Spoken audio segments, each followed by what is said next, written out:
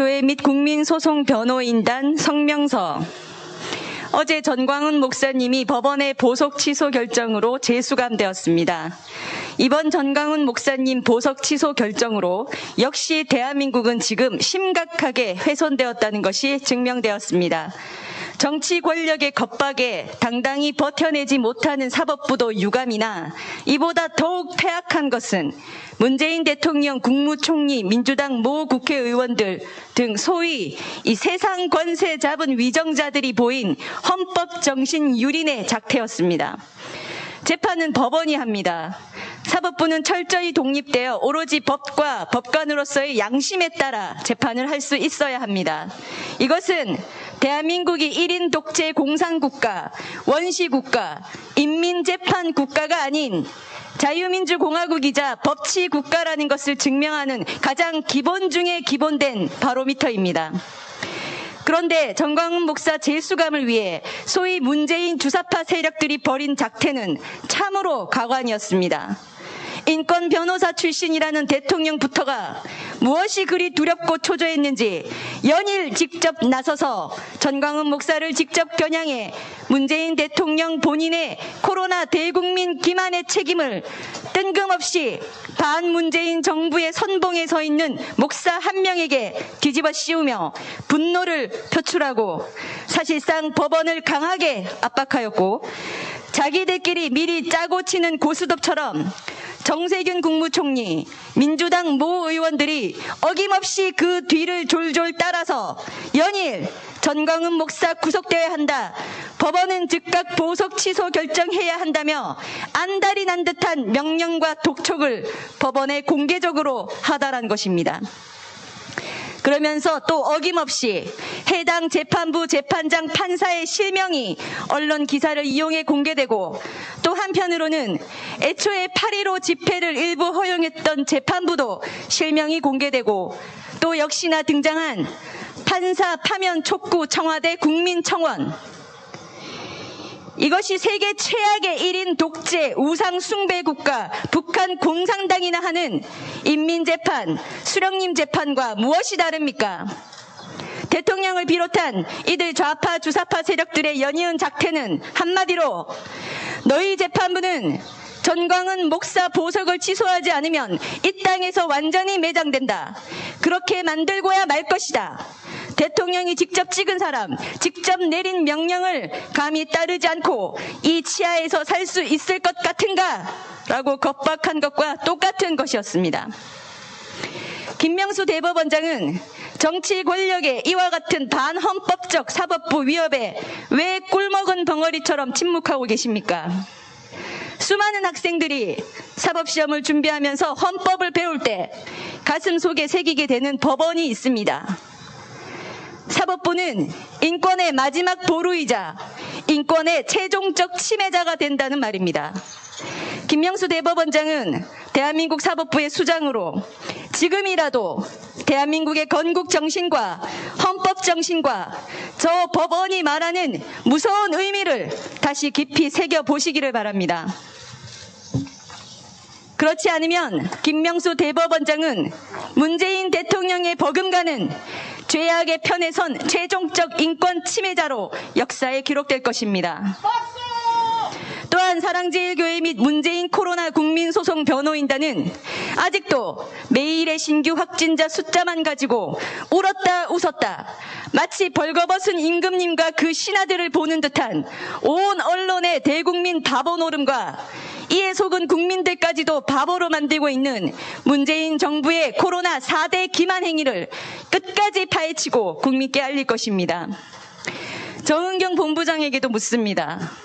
세계 12위권인 나라에서 코로나 검사는 세계 112대 수준으로 전 국민의 3.7%만 검사를 하고도 고작 이 정도의 표본을 가지고 문재인 정부의 입맛에 따라 갑자기 우한 바이러스는 안정되기도 했다가 초비상이 되기도 합니다.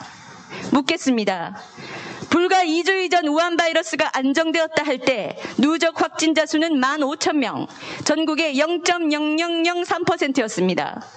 검사를 많이 해서 늘어난 신규 확진자 수가 2자리다, 3자리다, 열을 내면서 2주간 온 국가를 마비시키고 600만 자영업자를 벼랑 끝으로 몰고 왔던 지금 현재까지의 누적 확진자 수는 2만여 명, 전 국민의 0.00038%입니다. 대한민국이 고작 3.7%만 검사해놓고 그 적은 표본을 가지고 또 국민의 0.0003%가 확진되었을 때는 아무 문제가 없다가 갑자기 교회와 광화문 집회에 깃발을 꽂아놓고 집중적으로 쫓아다니며 강제 검사를 실시해서 0.00038%가 되면 대한민국 전역의 5,200만 국민이 2.5단계 격상으로 올 스톱 되는 것이 맞는 겁니까? 전 세계 유수한 국가들도 이런 식으로 방역 정보를 발표하고 정책을 펼칩니까? 누적 확진자 수가 0.0004%라도 되면 대한민국은 청와대며 국회며 할 것 없이 다 문 닫아야 한다는 소리입니다. 전 세계에서 이와 같이 또는 비슷하게 아주 적게 검사하고 그 적은 확진자 수의 변화로 온 나라, 온 자영업자들이 가게 문을 닫고 아우성이 되도록 만드는 나라가 있습니까? 방역 전문가면 방역 전문가답게 문재인 정부가 원하는 방향의 말을 앵무새처럼 따라할 것이 아니라 정확한 수치와 통계를 공개하고 지금과 같은 2.5단계, 3단계 격상을 해야 하는 명확한 기준이 도대체 무엇인지, 몇 퍼센트에 해당하는 국민을 전수조사했더니 몇 퍼센트의 국민이 감염이 되어 거리 두기 격상을 해야 하는지 세 개의 기준을 가지고 객관적으로 말을 하고 진행해야 할 것입니다. 맞습니다. 나라 경제가 폭망하고 자영업자가 죽어나가는 것을 기사로 내보내며 선전선동할 때가 아니라 오히려 그 모든 책임은 현재에 대한 정확한 방역 통계 및 그 평가와 기준은 발표 없이 함부로 정책을 펼치고 함부로 안정되었다, 큰일 났다를 반복해서 외치는 방역 당국과 문재인 정부가 진짜 심각한 문제이자 나라를 망하게 하는 주범이라는 것입니다. 정은경 본부장은 이런 말도 했습니다. 의료계 파업에 대한 정부 입맛에 딱 맞춰서 지금은 초비상이니 즉시 의료 현장에 복귀해달라. 의료 한계점이다. 이란이나 아프리카 같은 수준에 해당하는 전 국민 3.7%만 조사해놓고 0.0003% 누적 확진자가 0.00038이 되자 국내 의료 현장이 초비상입니까? 의료 방어가 한계에 다다릅니까? 그렇다면 도대체 정부가 지금껏 자화자찬한 K방역의 내용이 무엇입니까? K방역이라는 게 애초에 존재하기나 했습니까? 자신들이 교회와 광화문 집회를 탄압하려고 무차별적으로 갑자기 검사를 많이 돌려서 0.00002%의 추가 확진자가 늘어나니까 또 자기들이 초비상이다, 의료진이 부족하다, 복귀하라 라고 합니다.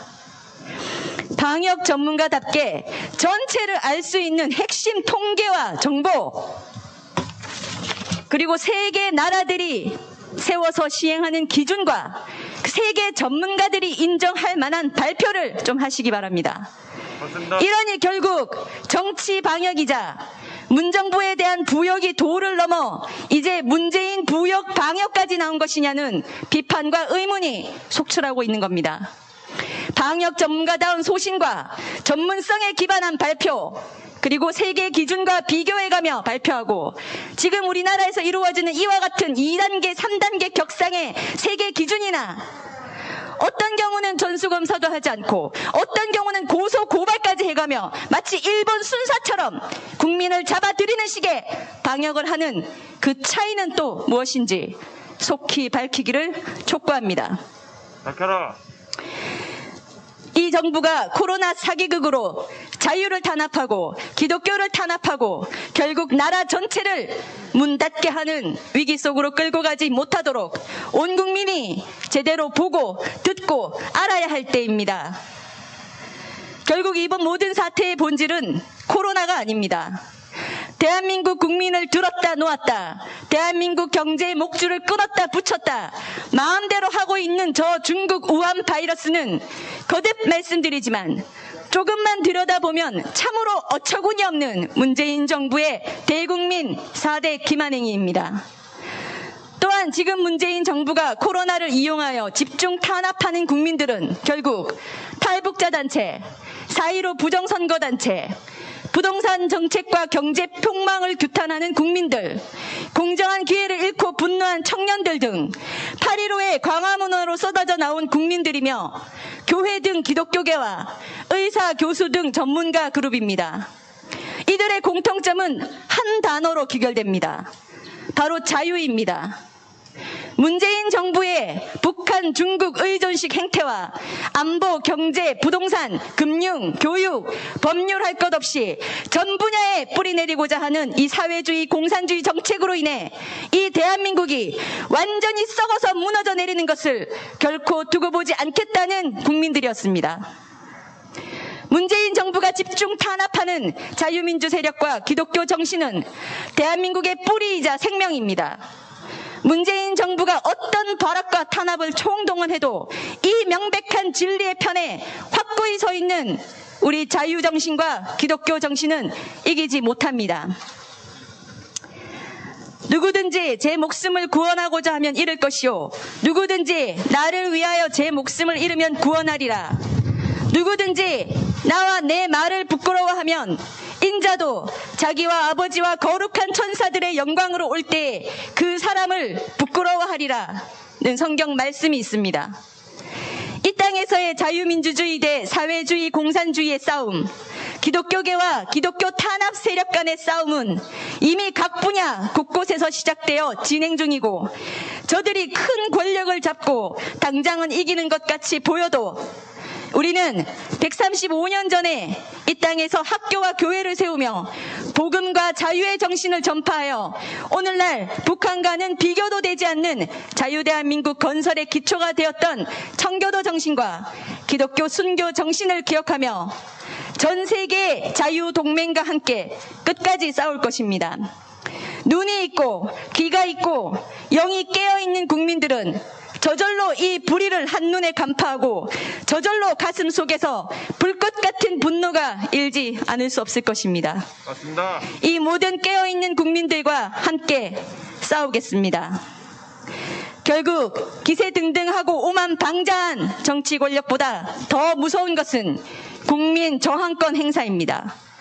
거듭 말씀드리지만 물러나는 권력은 있어도 물러나는 국민은 없습니다. 이상 마치겠습니다.